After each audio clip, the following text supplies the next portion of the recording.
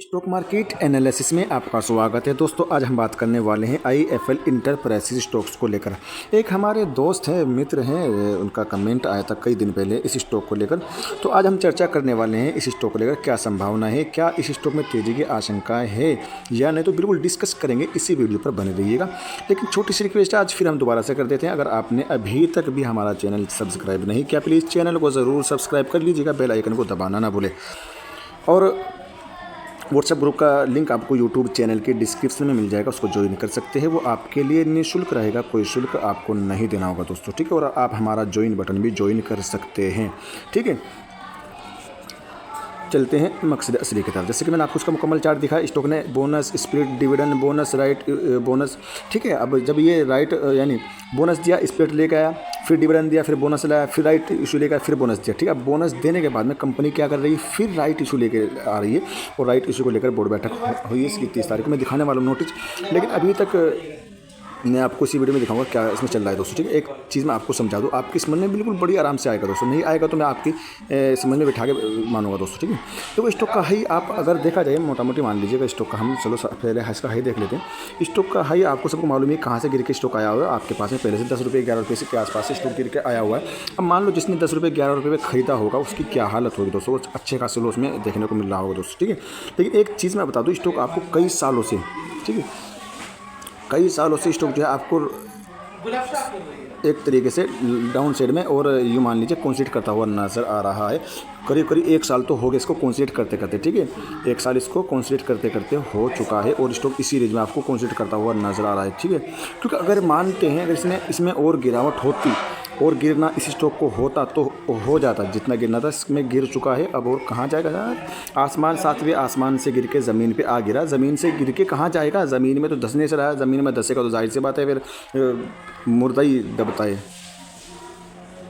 तो जैसे कि मैं दिखाया, इस स्टॉक आपको कई सालों से एक तरीके से कंसोलिडेट करता हुआ नज़र आ रहा है, ठीक है। ज़्यादा उतार चढ़ाव नहीं देखने को मिला। हाई की अगर बात करें कंपनी की, मोटा मोटी 1 रुपये 2 रुपये तक का स्टॉक ने हाई बनाया है। और बाकी लो की अगर बात करें तो लो भी इस स्टॉक ने करीब करीब आपको देखने को मिल जाएगा, वो 1 रुपये के आसपास या 80 पैसे के आसपास का इसने शायद लो भी बना के रखा होगा। मैं आपको दिखाने की कोशिश करूँ, जी हाँ, इस नहीं 90 पैसे के आसपास का इस स्टॉक ने लो लगा के रखा है शायद, ठीक है। जब स्टॉक में देखो 10 रुपये से गिरकर स्टॉक आपको 1 रुपये पर आ चुका है, 9 रुपये का आपको सीधा सीधा लॉस हो रहा है। जब 9 रुपये का लॉस हो चुका है तो 1 रुपये का लेके करोगे क्या, 1 रुपये का तो कुछ भी नहीं आएगा। जहाँ आपके 9 रुपये का है ना, 1 रुपये को भी उसी के तरफ छोड़ दो, इसको भी तू लेके जा और होल्ड कर लो, लॉन्ग टर्म का नजरिया रख लो दोस्तों, ठीक है। और अगर मौका लगे थोड़ा सा रिस्क लेना चाहो तो फिर भाई एवरेज भी कर सकते हो आप, थोड़ा सा रिस्क अगर ज़्यादा लेना चाहो। क्योंकि देखो अगर इस कंपनी को डूबना होता है या ख़त्म होना हो तो डूब जाती है। अब तक सालों तक ये कंसोलिडेट जोन पड़ी है, राइट इशू लेकर आ रही है, डिविडेंड लेकर आ रही है, बोनस लेकर आ रही है, फिर राइट इशू लेकर आई है, अब फिर से दोबारा से, ठीक है। तो राइट इशू के जरिए आपको भाई पैसा भी मिलेगा दोस्तों, ठीक है। आप अपने सस्ते दामों में शेयर भी अप्लाई कर सकते हो दोस्तों, ठीक है।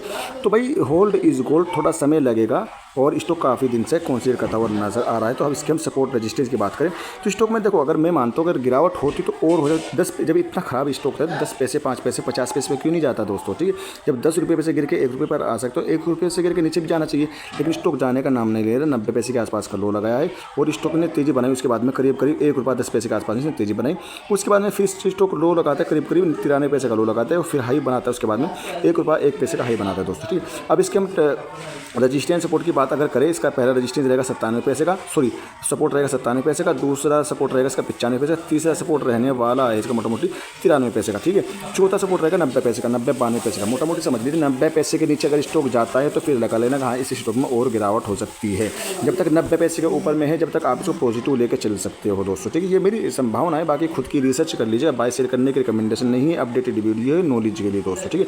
अब आते हैं रजिस्टेंस की तरफ। इसका सबसे पहला रजिस्टेंस जो रहने वाला है इसका दोस्तों 1 रुपये 1 पैसे का रहेगा। अगर स्टॉक 1 रुपये 1 पैसे के ऊपर में क्लोजिंग देता है तो इसका नेक्स्ट जो टारगेट रहने वाला है इसका मोटा मोटी 1 रुपये 10 पैसे का, यानी मोटा मोटी 1 रुपये 10 पैसे का इसका रजिस्टेंस रहेगा दूसरा। तीसरा रजिस्टेंस रहने वाला है इसका फिर 1 रुपये 17 पैसे का देखने को मिले, 1 रुपये 20 पैसे का आप इसका दूसरा रजिस्टेंस देख चलना। 1 रुपये 20 पैसे के ऊपर अगर कोई स्टॉक क्लोजिंग देता है, सस्टेन होता है, फिर इसका इसी तरह रजिस्टेंस करेगा 1 रुपये 30 पैसे का। उसके बाद में निकल के आता है 1 रुपये 150 1 रुपये 50 पैसे का। अगर 1 रुपये 50 पैसे के ऊपर में स्टॉक निकल जाता है तो फिर आपको अच्छी और भी हरियाली इस स्टॉक में बढ़ती हुई नज़र आ सकती है। ये संभावना मेरी है दोस्तों, ठीक है। तो संभावना यही है स्टॉक में थोड़ी सी तेज़ी की संभावना बनती है कि स्टॉक को थोड़ी सी तेज़ी रहनी चाहिए। स्टॉक में अगर तेज़ी की बात करें तो ₹1.10 के आसपास तक इस स्टॉक को आना चाहिए। ठीक है दोस्तों, ₹1.10 के आसपास तक कम से कम यहाँ तक तो आना ही चाहिए। कम से कम राइट इशू का लाज रख लें और उस अपडेट का लाज रखते हुए इस स्टॉक को आगे की तरफ बढ़ना चाहिए दोस्तों। ठीक है, ये मेरी संभावना है। और सपोर्ट मैंने बता दिया, अगर सपोर्ट तोड़ता है ₹97 के नीचे क्लोजिंग दिया था तो फिर आपको ये नीचे ₹93 के आसपास भी आता हुआ नजर आ सकता है दोस्तों। ठीक है, बाकी इसका जो नोटिस आया वो भी हम पढ़ने की कोशिश करेंगे। चलते आगे की ओर दोस्तों। लो की अगर बात करें, जैसे आपको ₹92 का 52 वीक लो है और ₹1.83 का 52 वीक हाई है। ₹17 का ऑल टाइम लो है। ₹10.67 का ऑल टाइम हाई देखने को मिलेगा। लो पी भी आप देखने को 73 करोड़ का मार्केट कैप देखने को मिलेगा। ₹1 की बुक वैल्यू, कंपनी डिविडेंड नहीं देती, फेस वैल्यू 1 देखने को मिलेगी।